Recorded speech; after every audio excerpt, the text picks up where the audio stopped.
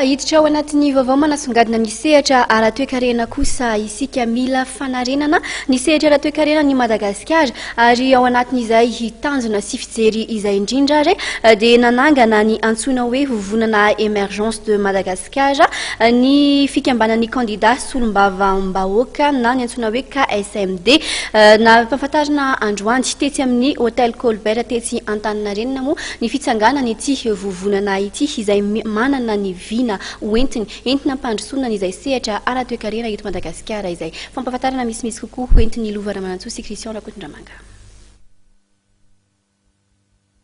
Maro vondron'olona sy mpandraharaha vonona hitondra ny anjara birikiny amin'ny fanarenana ny sehatra ara-toekarena mba hampandrosoana ny firenena.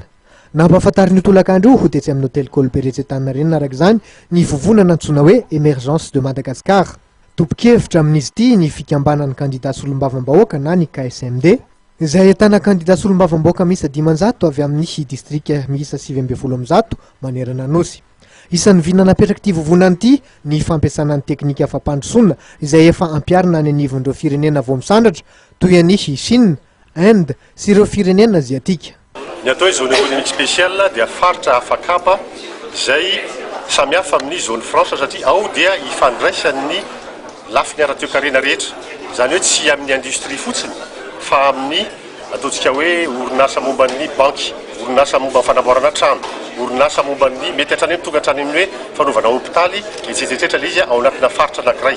Fomba natanterahana azy dia miala amina arabe anankiray izay anamboarana hoe sapatsapany dia atao karazana promotion immobilière hiatsona mpandraharaha vahiny hiara-iasa amin'ny mpandraharaha malagasy. Ny zavatra lehibe ao anatin'izao araka ny teny solamatray dia hoe ho fampandrosoana misy fiatraikany isy atokantrano. Inona dikan'izay? Dikan'izay dia fambolona asy ho atsika rehetrarehetra satria mitombo ny asa ao anatin'ny fotoana fohy satria mila main d'œuvre ny zone économique spéciale tsy ho mitetika aso ireo.